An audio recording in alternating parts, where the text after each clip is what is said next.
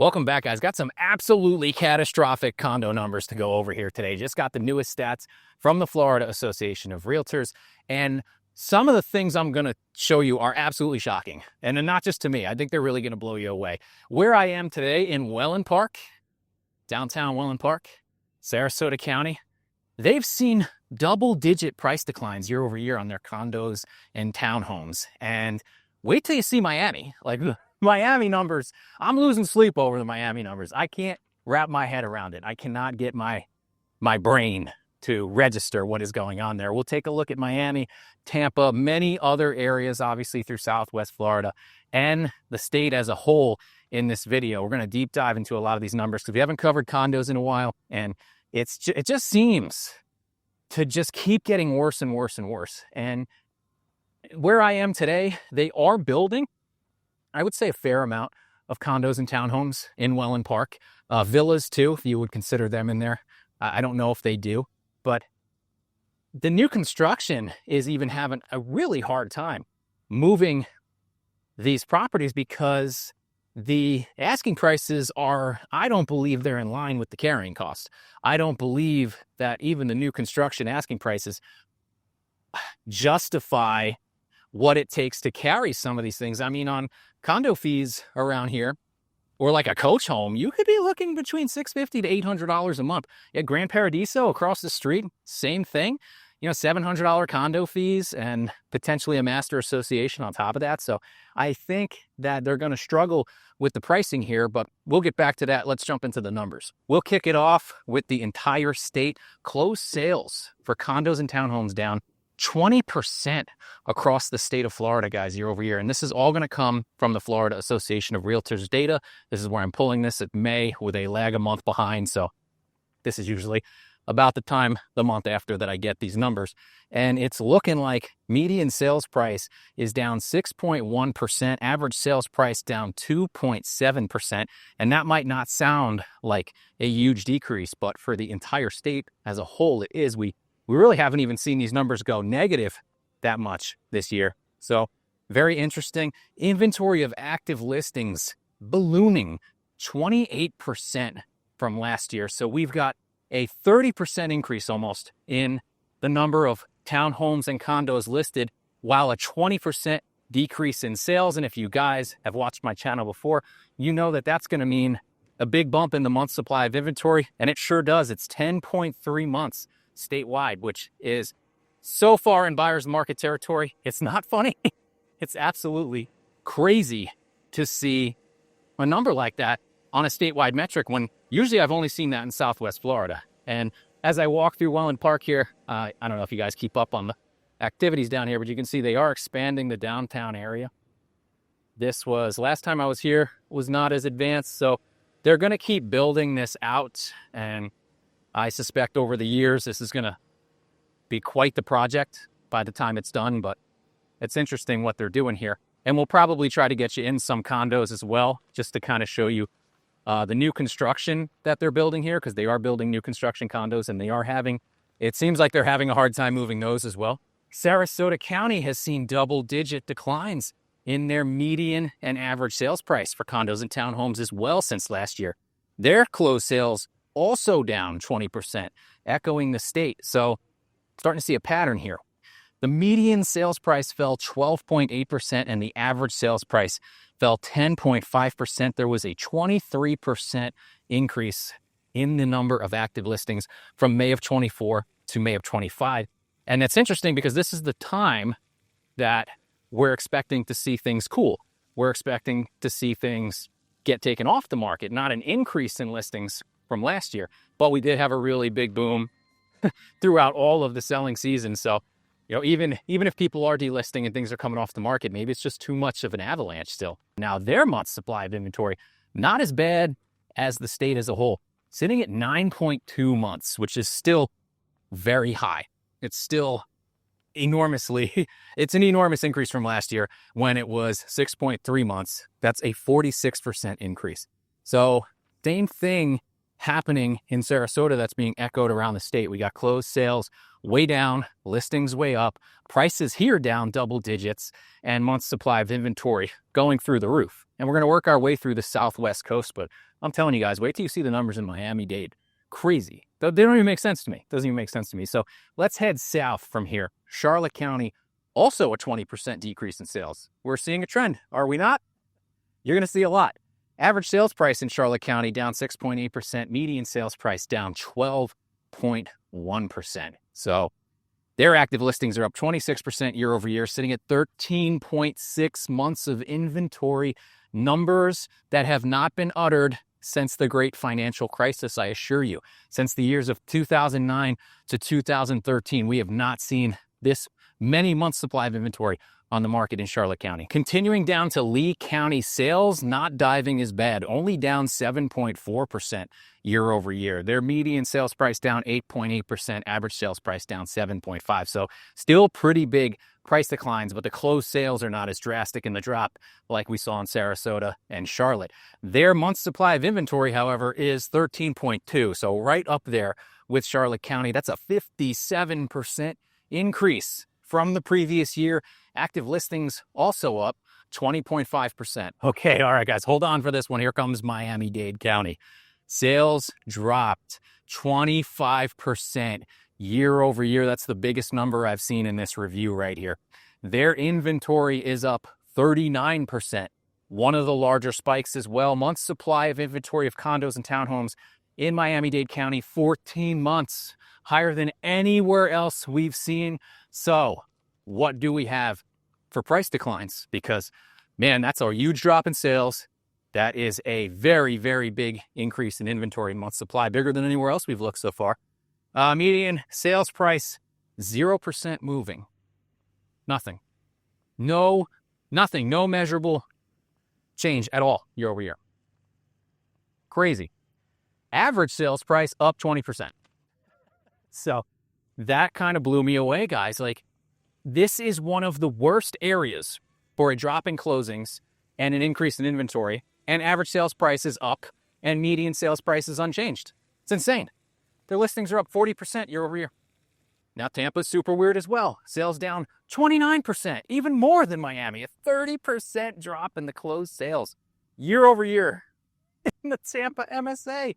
That includes St. Petersburg and Clearwater in there. Yikes. Their inventory up 21%. They are sitting at 7.1 months of inventory, which is still a buyer's market, but much more competitive than the other areas that we just looked at. What are their prices doing, you might say? Average sales price down 20% year over year. So it's very interesting. Very interesting. Just one coast to the other, how differently the price drops are. Miami's up 20%. Well, guess what? Tampa's down 20.1%.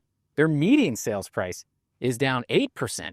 And that's just, there's no rhyme or reason to a lot of this, guys. You know, everybody has their suspicions on why some of these things are, but it's really hard to explain what the discrepancy is from coast to coast, from area to area, and it can be drastically different. And this makes no sense to me, Miami-Dade. To sit there and see a 20% increase in the prices and no movement, at least average, no movement on median sales price when you have such a surge of listings and things available, blows me away. This is the craziest market. I don't know. That's the craziest one I've ever seen. And you guys know I haven't been in that long. I'm going to go into 11 years doing this, but wild stuff. If you guys are in Miami or around the area, surrounding areas, let me know what you're seeing on the ground. Let me know what you think the reasoning for this is. And, we can all discuss it in the comments below. So as I'm out here traversing Welland Park, guys, if you have not done so already and you enjoy this content, I would really appreciate it if you could consider hitting that like button, maybe subscribing to the channel. It helps me out immensely. I appreciate everybody who already has, and we'll get back to the video. So I'm out at Lakespur. Wanted to show you guys some of these condos and townhomes they're building here. This is Mattamy at the back of Lakespur. They have had some price adjustments recently. The model center is not open, so I'm going to try Palmyra and see if we can get in over there as well. But some of these were starting at 500 grand not too long ago. The top floor units, I think they have a few models down to 4, but the view isn't that great from what I saw. Lower end, lower floor, you can get them in the low 3s, but yeah, nobody's here. It's a Monday. Nobody's working, so I don't know. I'm gonna head over to Palmyra and see if I can't get in one of those models, give you guys a tour, because they're building the townhomes over there as well. So obviously right now we're getting the most shocking numbers in Florida, guys, but it's not just a Florida thing with these condos and these HOAs. It's starting to become a problem all over the country. You know, we'll get into the reasons why. I'm sure you guys know many of them, but I just found this article from Charleston, South Carolina about a condo complex called the Dockside. Their residents actually had to be evacuated back in February after they found that it was not a structurally sound building. And you guys know we've been dealing with that here as well. So people were allowed back in, and I'll link this in the description, they were able to get some belongings. And now it looks like the repairs to the entire association are coming in somewhere to the tune of $151 million. And who's the residents have to absorb that? I mean, at that point, what do you do with a complex like that? And it's not unheard of. We've seen ones in Sarasota have $100,000 assessments per unit for things like this. But it's not just a Florida thing. This is happening all up and down the East Coast. I've seen some of this stuff in New Jersey, huge assessments coming because deferred maintenance, really, at the end of the day. Unfortunately, for several decades, most of these places wanted to keep the fees low. They deferred things, they kicked things down the road onto the next generation. In Florida, it was most likely you weren't going to be around to deal with it. So if we're being completely honest, what did they care? And now you reap what you sow. And it's happening with HOAs as well.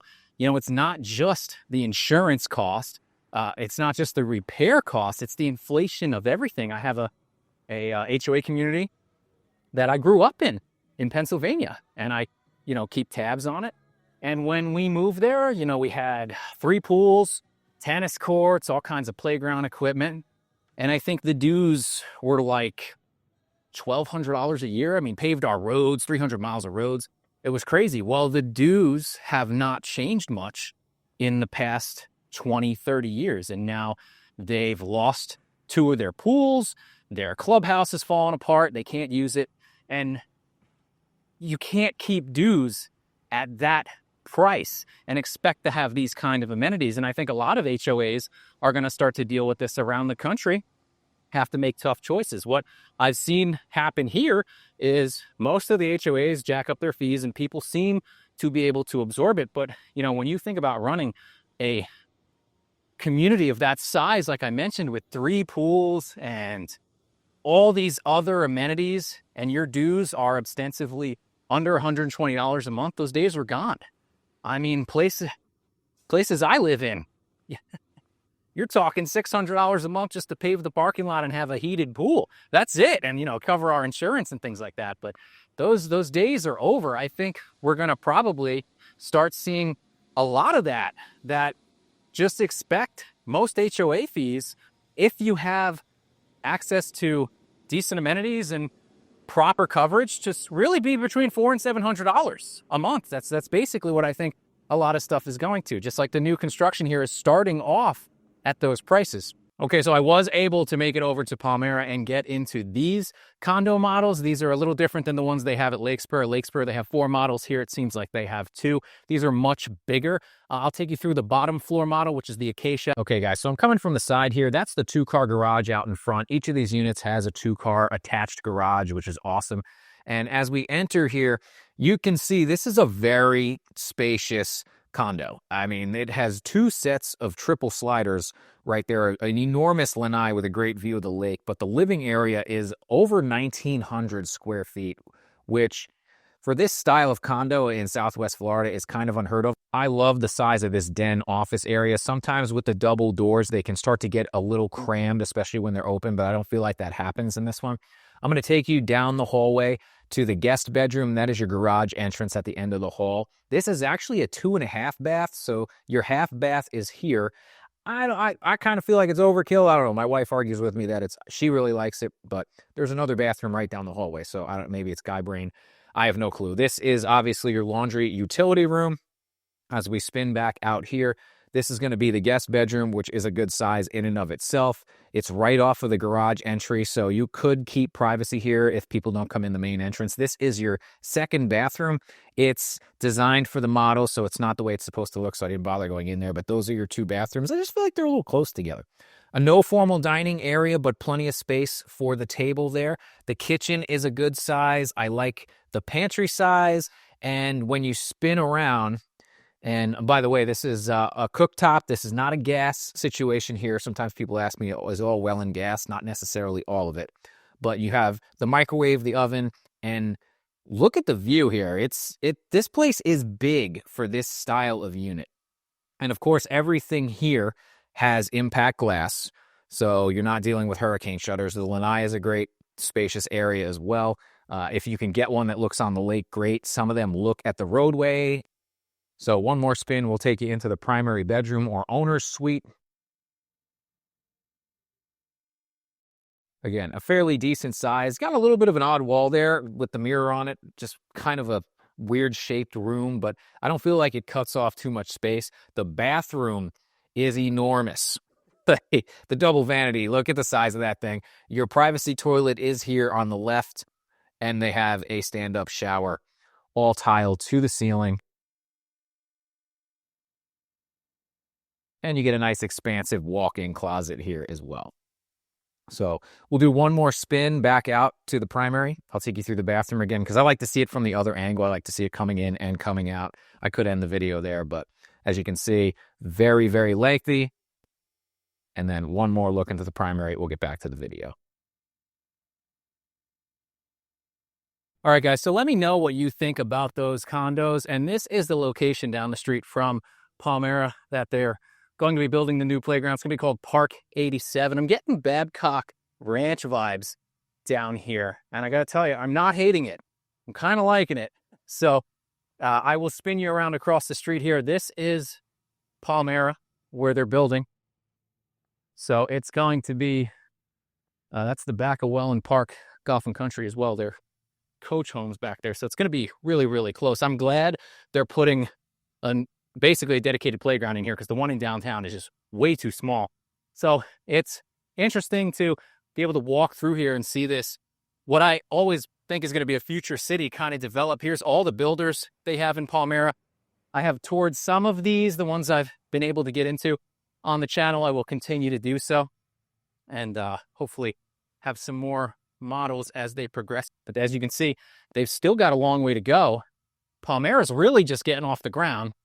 And they have not finished up Welland Park Golf and Country behind us. They got a ways to go as well, too. So there's going to be a lot of building going on here. I believe MI Homes is going to start putting up townhomes in here as well that I want to check out, but there's no models currently. So it's about all I got for today, guys. If you like this video, give me a like, share, subscribe, and I'll see you next time.